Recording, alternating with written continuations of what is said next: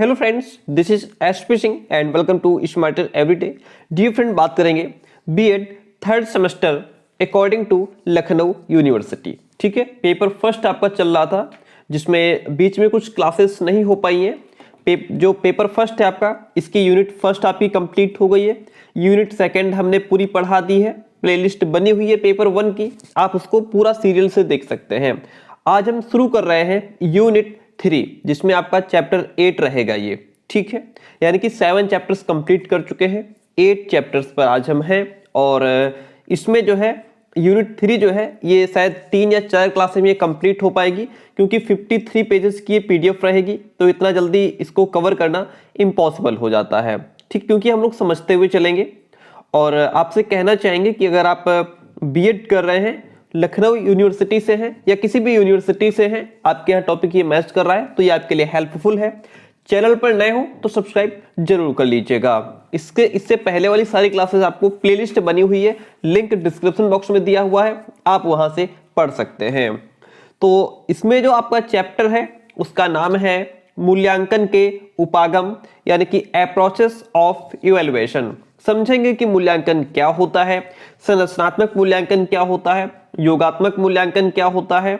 ठीक है, देखिए जैसा कि सबसे पहले लिखा हुआ है फॉर्मेटिव एंड समेटिव इवैल्यूएशन। शैक्षिक मूल्यांकन का अंतिम लक्ष्य शिक्षा में सुधार लाना है। हम जो शिक्षा से संबंधित जो भी मूल्यांकन करते हैं, जो भी इवैल्यूएशन करते हैं, बच्चे का एग्जाम लेते हैं, है ना, क्लास में कॉपी लेकर के सुनते हैं, ओरल एग्जाम लेते हैं, वो सारा इवैल्यूएशन है। उसके माध्यम से हम बच्चे में सुधार लाना चाहते हैं, शिक्षा में सुधार लाना चाहते हैं, बस यही उसका एक उद्देश्य होता है। मिचेल स्क्रीवेन ने सन 1967 में मूल्यांकन की चर्चा करते हुए मूल्यांकन को 2 भागों में विभाजित किया है। तो सबसे पहले मूल्यांकन की चर्चा करने वाले आपके मिचेल स्क्रीवेन हैं, और इन्होंने मूल्यांकन को 2 प्रकार की भूमिका इन्होंने बताई। शैक्षिक मूल्यांकन 2 प्रकार की भूमिकाएं अदा करता है। एक तो संरचनात्मक भूमिका इन्होंने बताई, दूसरा योगात्मक भूमिका बताई। अब इनको हम एक एक करके समझते हैं। इसी आधार पर स्क्रीवेन ने निम्नलिखित 2 प्रकार के मूल्यांकन का उल्लेख किया है। संरचनात्मक मूल्यांकन या रचनात्मक मूल्यांकन उसको हम कह सकते हैं, दूसरा योगात्मक मूल्यांकन या संकलनात्मक मूल्यांकन इसको हम कह सकते हैं। 2 प्रकार की भूमिकाएं अदा करता है। जो पहली भूमिका है इसका नाम है संरचनात्मक मूल्यांकन या रचनात्मक मूल्यांकन। जो दूसरी भूमिका है इसका नाम है योगात्मक मूल्यांकन या संकलनात्मक मूल्यांकन। बात यहां तक क्लियर होती है। अब हम एक एक करके समझते हैं इनको। संरचनात्मक मूल्यांकन क्या होता है, फॉर्मेटिव इवैल्यूएशन क्या होता है। अगर आज आप डीपली समझ लेते हैं तो दोबारा आपको पढ़ने की आवश्यकता नहीं पड़ेगी। संरचनात्मक मूल्यांकन से तात्पर्य ऐसे मूल्यांकन से है जिसके आधार पर शैक्षिक कार्यक्रम, एजुकेशन से संबंधित स्कूल में, कॉलेज में, विद्यालय में जो भी प्रोग्राम्स, जो भी कार्यक्रम, जो भी टीचिंग मेथड, शिक्षण विधियां, जो भी पाठ्यवस्तु मतलब जो भी कॉपी किताब, जो भी टीचिंग मटेरियल है, जो शिक्षण सामग्री है आदि में सुधार करना संभव होता है। फॉर्मेटिव इवैल्यूएशन के माध्यम से हम शिक्षा के संबंधित जो भी हमारी शिक्षण विधियां हैं, अगर कोई ऐसी विधि जो बच्चों के समझ में नहीं आती है या बच्चों के जो है कि उनकी योग्यता के हिसाब से, उनकी इंटरेस्ट के अकॉर्डिंग अगर वो बच्चों के लिए हेल्पफुल नहीं है, तो हम उसको बदल सकते हैं। जो पाठ्यवस्तु है उसको बदला जा सकता है। ठीक है, टीचिंग मटेरियल को बदला जा सकता है। कहने का मतलब हमें शिक्षा में सुधार लाना है। ठीक है, दूसरे शब्दों में हम कह सकते हैं कि संरचनात्मक मूल्यांकन के अंतर्गत शिक्षक अपने शैक्षिक कार्यक्रम, शिक्षण विधि आदि की गुणवत्ता, प्रभावकारिता तथा उपयोगिता का आकलन इसलिए करता है कि उस शैक्षिक कार्यक्रम, शिक्षण विधि को और अधिक उत्तम, प्रभावशाली और उपयोगी बनाया जा सके। भाई उसका मूल्यांकन वो इसलिए करता है कि जहां जहां उसे लगे कि यहां कमी है तो वहां वो उसको सुधार पाए और अपने टीचिंग मेथड को और ज्यादा इफेक्टिव बना पाए, प्रभावशाली बना पाए, ताकि बच्चा बहुत जल्दी चीजों को कैच कर पाए, समझ पाए और बच्चा अपने शैक्षिक उद्देश्य तक पहुंच पाए। इन सभी के लिए क्या करना होता है, इवैल्यूएशन करना होता है। इससे यह भी स्पष्ट हो जाता है कि संरचनात्मक मूल्यांकन इसलिए संरचनात्मक मूल्यांकन इसलिए करना आवश्यक है जिससे किसी निर्माणाधीन शैक्षिक कार्यक्रम यानी कि निर्माण के अधीन शैक्षिक कार्यक्रम शिक्षण प्रवृत्ति को अंतिम रूप देने से पूर्व उसमें आवश्यक संशोधन या परिमार्जन किया जा सके। निर्माण के अधीन जो भी शैक्षिक कार्यक्रम हमारा चल रहा है, अगर अब हमें उसको लास्ट स्टेज पर या उसको फाइनल करना है, ठीक है, तो उसको एक अच्छा स्वरूप देने के लिए हम उसमें संशोधन भी कर सकते हैं। कुछ चीजें बढ़ा सकते हैं, कुछ चीजें घटा भी सकते हैं। संरचनात्मक मूल्यांकन का मुख्य उद्देश्य तैयार किए जा रहे शैक्षिक कार्यक्रम, जो भी शैक्षिक कार्यक्रम तैयार किया जा रहा है, ठीक है, पाठ्यक्रम जो भी तैयार किया जा रहा है, नवीन शिक्षण विधि की कमियों को इंडिकेट करते हुए इंगित करना, उसमें सुधार करने के उपाय को बताना है। अब आप समझ पाए होंगे कि संरचनात्मक मूल्यांकन क्या है। जो संरचनात्मक मूल्यांकन है, जो भी हमारा पाठ्यक्रम होता है, जो भी शिक्षण विधियां होती हैं, उनका मूल्यांकन किया जाता है। फिर जहां जहां हमें कमी लगती है हम उसमें सुधार करते हैं, सीधी सी बात है, ठीक है। कुछ नई चीजें ऐड कर देते हैं, जो चीजें बच्चों के पॉइंट ऑफ व्यू से उचित नहीं है उनको हम हटा भी सकते हैं। संशोधन कहने का मतलब है हम कर लेते हैं। तो बात समझ में आ गई, ये हमारा क्या है, ये हमारा संरचनात्मक मूल्यांकन है।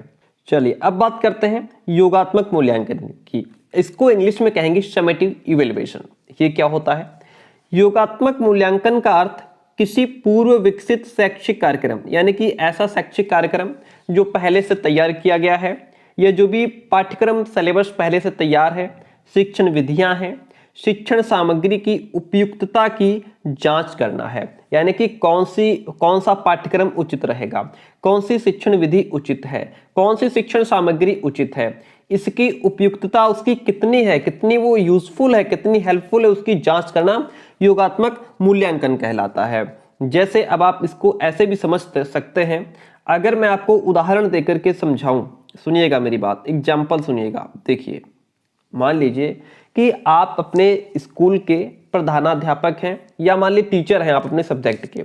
मान लेते हैं कि आप साइंस के टीचर हैं, ठीक है, और अब जो है आप बच्चों को एक पर्टिकुलर पब्लिकेशन की, एक विशेष प्रकाशन की किताब बच्चों को आप देना चाहते हैं कि जो है सभी बच्चे इसी प्रकाशन की किताब से पढ़ें।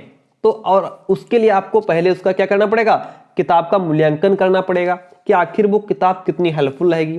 तो आप क्या करेंगे कि साइंस की ज्यादा से ज्यादा प्रकाशन की किताब इकट्ठा करेंगे, ठीक है। मान लीजिए आप अग्रवाल पब्लिकेशन लाएंगे, आप ठाकुर पब्लिकेशन लाएंगे, आप साहित्य प्रकाशन की किताब लाएंगे, आप आर लाल लाएंगे, आप किरण पब्लिकेशन की बुक लाएंगे, यानी कि जितनी ज्यादा से ज्यादा पब्लिकेशन की किताब आपको मिल सकती हैं, आपने उन सभी किताबों को, साइंस की किताबों को इकट्ठा किया। अब आप उनमें देख रहे हैं कि ऐसी कौन सी किताब है जो बच्चों के लिए ज्यादा हेल्पफुल है, जो बच्चों को सही डायरेक्शन में लेकर के जाएगी, जिसमें कंटेंट अच्छा है, जिसकी भाषा आसान है, जिसमें बच्चा, जिस किताब को पढ़ने में बच्चा अधिक रुचि लेगा, यानी कि उसका इंटरेस्ट भी आए, भाषा भी सरल हो, टॉपिक्स भी अच्छे से क्लियर किए गए हों ताकि बच्चा जल्दी कैच कर पाए। उन सब में कोई एक ऐसी किताब होगी जो सबसे बेस्ट होगी, और अब आपने उस बेस्ट किताब को उठा लिया। मान लीजिए वो आपका कोई प्रकाशन आ गया, ठीक है, एक पर्टिकुलर, मान लीजिए कोई प्रकाशन, अग्रवाल पब्लिकेशन, आपने उसमें से निकाले कि हाँ भाई सारी किताबों में ये बेस्ट है। अब आप बच्चों को प्रेफर करेंगे कि बेटा जो ये किताब है ये बेस्ट है, ठीक है, ये आपका योगात्मक मूल्यांकन कहलाएगा। यहाँ पे जो आपने बाकी किताबों को किनारे करके एक किताब जो आपने चुना वो योगात्मक मूल्यांकन कहलाता है। बात क्लियर हुई? देखिए, अध्यापक अपने कक्षा शिक्षण के दौरान जब छात्रों से प्रश्न पूछता है, उसका उद्देश्य यह होता है कि छात्रों के अवबोध की, यानी कि छात्रों के ज्ञान की जानकारी करते हुए उनके ज्ञानात्मक स्तर में सुधार कर ले, जिससे छात्र उपलब्धि अधिकतम हो सके। इसे संरचनात्मक मूल्यांकन कहा जाता है। समझिए, इसे संरचनात्मक मूल्यांकन कहा जाएगा। लेकिन अध्यापक के लिए यह भी आवश्यक है कि वह अपने कक्षा के छात्रों की उपलब्धि का मूल्यांकन करके उन्हें अगले पाठ को सीखने को दिशा निर्देश प्रदान करे, कि भाई जितना पढ़ा था बच्चे ने उसका तैयार हो गया, अब उसको नेक्स्ट चैप्टर जो है सीखने के लिए उसको दिशा निर्देश दिया जाए, गाइडेंस दिया जाए। इसके अतिरिक्त वो अपनी कक्षा के छात्रों की समग्र उपलब्धता के मूल्यांकन के उपरांत उन्हें अगली कक्षा में प्रोन्नति प्रदान करना चाहता है। ये भी आपका योगात्मक मूल्यांकन कहलाएगा, ठीक है। ये बात क्लियर हुई, योगात्मक मूल्यांकन क्लियर हुआ। अब देखिए, समझिए सतत और व्यापक मूल्यांकन क्या होता है। Comprehensive and continuous evaluation. सतत मूल्यांकन की अवधारणा को समझते हैं। सतत मूल्यांकन मूल्यांकन की ऐसी व्यवस्था है जो सीखने सिखाने के साथ साथ चलती है। जो सतत मूल्यांकन है यह एक ऐसी व्यवस्था है जो सीखने और सिखाने के साथ साथ चलती है, जिसमें स्टूडेंट्स के एक्सपीरियंसेस और उनके व्यवहारों में होने वाली परिवर्तनों का लगातार मूल्यांकन होता रहता है। जो स्टूडेंट्स हैं उनका अनुभव क्या रहा, ठीक है, उनके व्यवहार में कितना परिवर्तन हो पा रहा है, इसका लगातार मूल्यांकन होता रहता है। सतत मूल्यांकन लिखित, मौखिक और अन्य क्रियाकलापों के माध्यम से संपन्न होता है। सतत मूल्यांकन लिखित भी होता है, मौखिक भी होता है, और जो भी तरीके होते हैं उनके माध्यम से मूल्यांकन कर लिया जाता है। सतत मूल्यांकन, सतत मतलब होता है लगातार। सतत का मतलब क्या होता है? लगातार चलने वाली प्रक्रिया या लगातार, ठीक है। तो जो सतत मूल्यांकन है यह लगातार होता रहता है। सतत लगातार मूल्यांकन का आशय उस आकलन या परीक्षण से है जिससे शिक्षार्थी के अध्ययन एवं उपलब्धियों का प्रतिमाह आकलन किया जाता है। जो भी अध्ययन है उसका या उपलब्धियां हैं उनका हर महीने आकलन किया जाता है। सतत मूल्यांकन प्रक्रिया में सामान्यतः संपूर्ण पाठ्यक्रम को 10 इकाइयों में विभक्त कर दिया जाता है। जो भी सिलेबस है उसकी 10 यूनिट्स बना दी गई। कितनी यूनिट बनाई गई हैं? 10 यूनिट में उसको जो है बांट करके उस इकाई का अध्यापन करने के बाद स्वाभाविक रूप से प्रतिमाह परीक्षण किया जाता है। एक यूनिट बच्चे ने कंप्लीट कर ली, अब उस एक यूनिट का टेस्ट होगा भाई। क्या होगा? उस एक यूनिट का टेस्ट लिया जाएगा, उसके बाद हम दूसरी यूनिट में प्रवेश करेंगे। तो ये आपका क्या हो गया? सतत मूल्यांकन हो गया।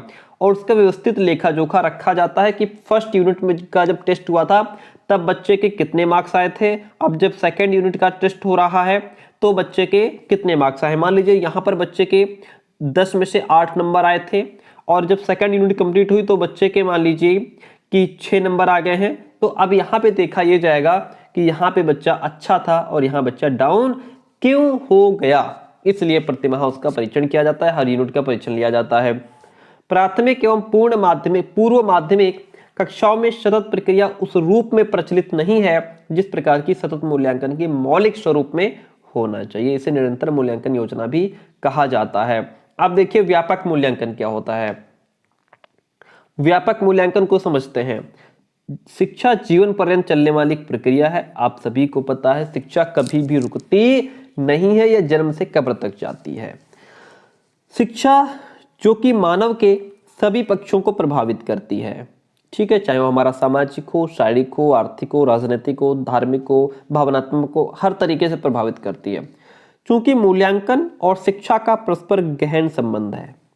ओके, मूल्यांकन और शिक्षा दोनों का गहन संबंध क्यों है भाई? आप स्कूल में, कॉलेज में हम लोग शिक्षा ग्रहण करते हैं, फिर उसका मूल्यांकन भी तो होता है। आप अभी बीएड की पढ़ाई कर रहे हैं, फिर इसका मूल्यांकन भी तो होगा।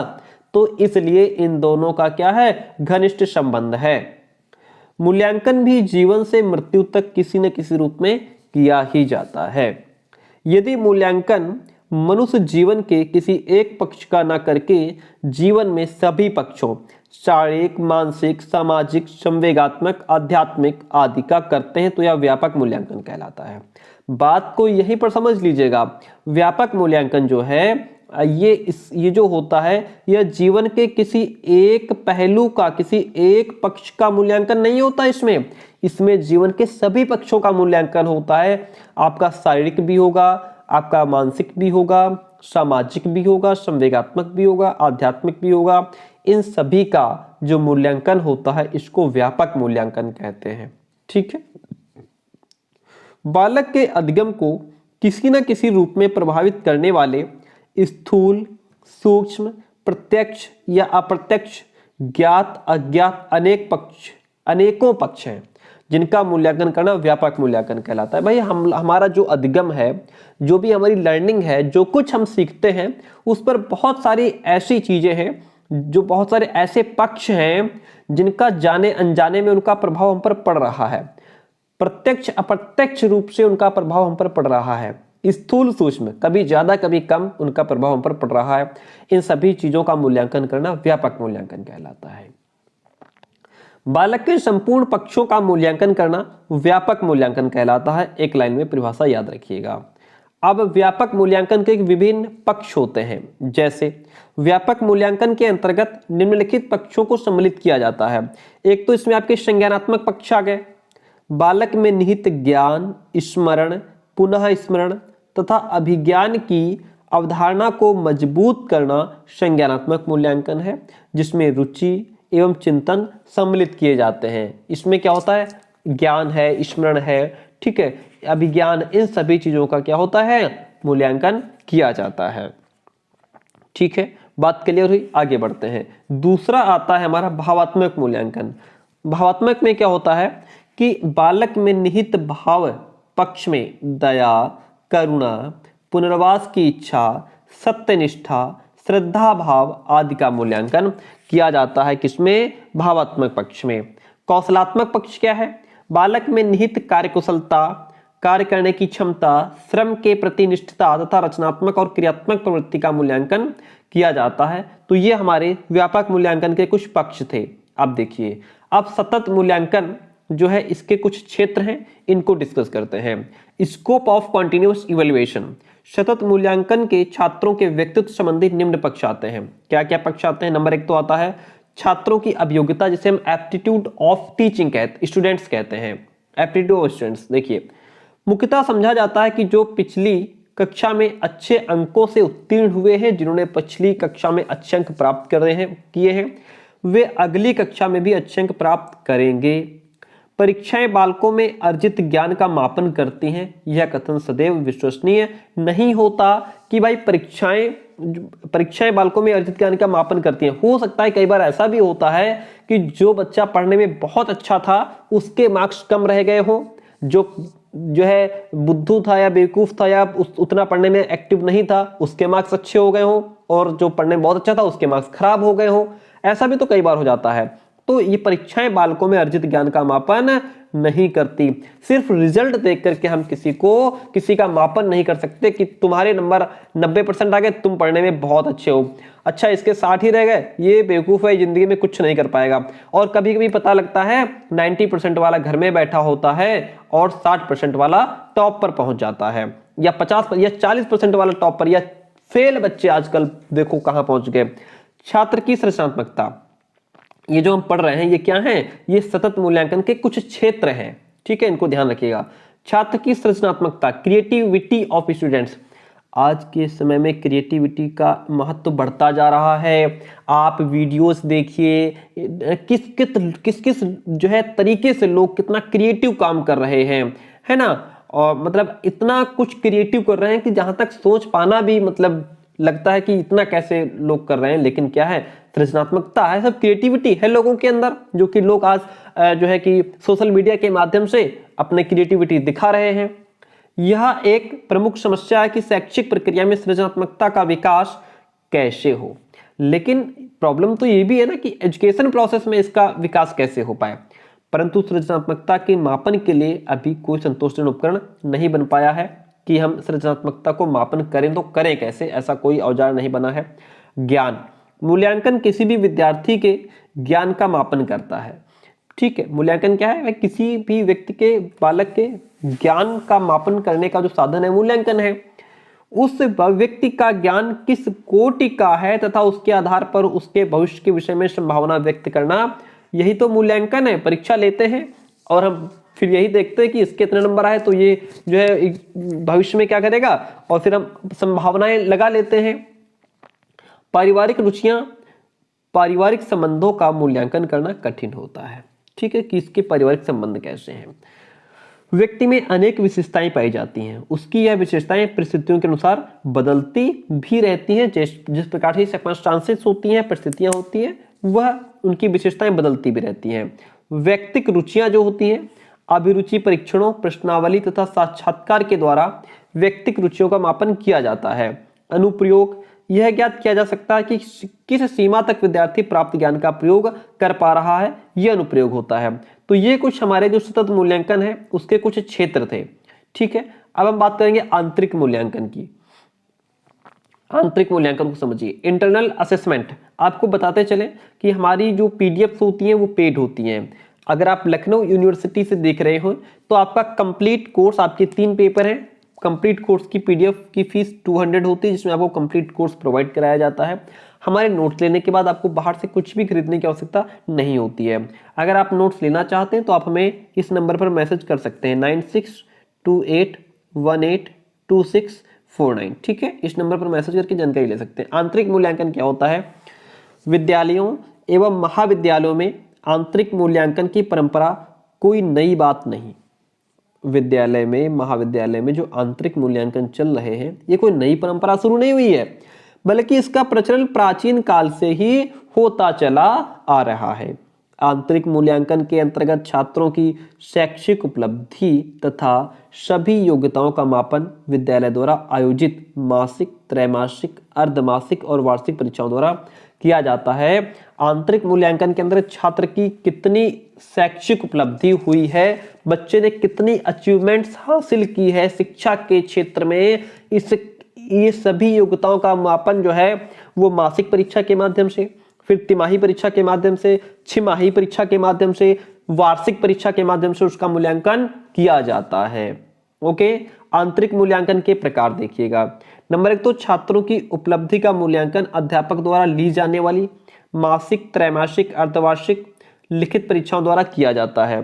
ठीक है, ये भी हमारा आंतरिक मूल्यांकन के अंतर्गत आता है। कक्षा के प्रत्येक छात्र का पूरे वर्ष में क्या निष्पादन, क्या उपलब्धि रही, क्या अचीवमेंट रहा, उसकी कक्षा में उपस्थिति कितनी रही, आचरण उसका कैसा है, शैक्षिक और पाठ्य सहगामी क्रियाकलापों में उसकी अभिरुचि कैसी है, लगन कैसी है, कर्तव्यनिष्ठता कितनी है आदि का मूल्यांकन आंतरिक परीक्षा के द्वारा करना ही संभव हो पाता है। प्राथमिक तथा पूर्व माध्यमिक विद्यालयों में छात्र छात्राओं को एक कक्षा से अगली कक्षा में प्रोन्नति प्रदान करने के लिए सत्रीय कार्य यानी कि सीजनल वर्क जो होता है उसका मूल्यांकन किया जाता है। पाठ्यक्रम में रखे गए प्रायोगिक और लिखित सत्रीय कार्य के मूल्यांकन के लिए आंतरिक परीक्षा सबसे उचित साधन मानी जाती है। आंतरिक मूल्यांकन के कुछ गुण हैं, उसके कुछ दोष हैं, फिर हम नेक्स्ट चैप्टर पर पहुंचेंगे बुद्धि पर। आंतरिक मूल्यांकन के जो गुण हैं इनकी हम बात करते हैं। देखिए, आंतरिक तथा सतत मूल्यांकन प्रणाली द्वारा छात्रों का परिणाम का ज्ञान होता रहता है कि आखिर छात्रों का रिजल्ट कैसा रहा। ठीक है, आंतरिक परीक्षाओं के आयोजित करते रहने से छात्र पूरे शैक्षिक क्षेत्र में सक्रिय रहते हैं। भाई सक्रिय तो रहेंगे ही कि पता लगे अभी 2 महीने हो पाए हैं, फिर अगला एग्जाम है, फिर 2 महीने कंप्लीट हो पाए, फिर तीसरे महीने में फिर एग्जाम रख दिया। इससे बच्चा एक्टिव रहता है ना, कि बेटा जल्दी जल्दी पढ़ लो नहीं तो कोर्स ज्यादा हो जाएगा। आप लोग भी अभी जल्दी जल्दी पढ़ लो नहीं तो एग्जाम आ जाएगा, कोर्स ज्यादा हो जाएगा। इसलिए पहले से पढ़ते रहना चाहिए ताकि समय आने पर हम जो है कि परेशान ना हो। ठीक है, कि अब कैसे कंप्लीट होगा, बच्चे पहले से पढ़ते नहीं है, फिर जब एग्जाम आ जाता है तब परेशान होते हैं। तो यहाँ पे बच्चा एक्टिव रहता है एग्जाम के डर से। अभी सेमेस्टर प्रणाली लग गई, पहले क्या सालाना यानी कि एडमिशन ले लिया, भूल गए कि हमने एडमिशन लिया है, फिर जब एग्जाम आया तब किताब उठा के पढ़ना शुरू। सेमेस्टर प्रणाली में क्या है, सेमेस्टर प्रणाली में अरे ये एक सेमेस्टर निपटा नहीं कि दूसरे सेमेस्टर की चिंता होने लग गई। इससे बच्चे की पढ़ाई अच्छी हो जाती है।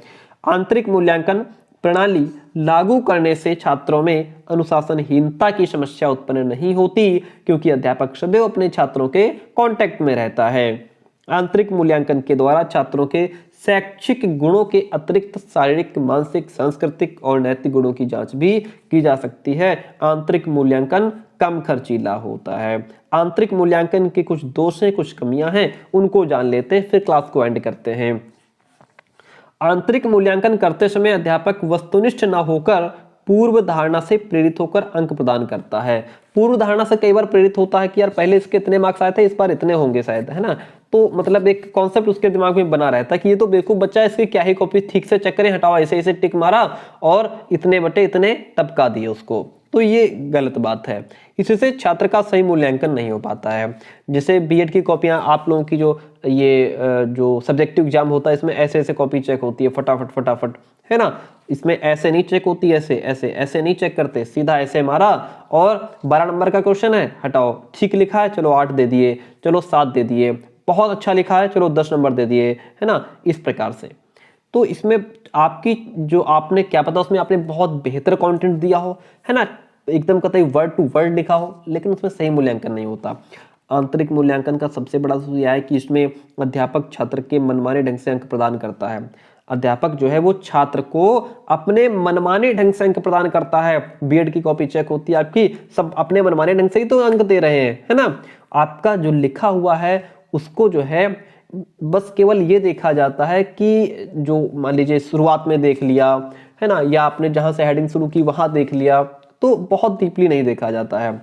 आंतरिक मूल्यांकन सामान्य एवं व्यापक होता है, इसलिए मूल्यांकन के पूर्व किसी निश्चित उद्देश्य का निर्धारण आवश्यक नहीं है। इस प्रकार के मूल्यांकन में समय और श्रम अधिक खर्च होता है। आंतरिक मूल्यांकन अंकन करने की कोई निश्चित विधि नहीं होती। अध्यापक मनमाने ढंग से छात्र द्वारा दिए गए उत्तरों का मूल्यांकन करता है। नेक्स्ट चैप्टर हमारा है बुद्धि। बुद्धि का अर्थ, परिभाषा और ये जो सब हम जो बुद्धि की विशेषताएं हैं ये नेक्स्ट क्लास में डिस्कस करेंगे। और ये जो हमारी पीडीएफ होती है ये लेने के लिए आप हमें इस नंबर पर मैसेज कर सकते हैं 9628182649, ठीक है। और क्लास कैसे रही कमेंट करके जरूर बताइए। थैंक यू सो मच, मिलते हैं वो जल्दी नेक्स्ट क्लास में। नेक्स्ट क्लास का वेट कीजिएगा।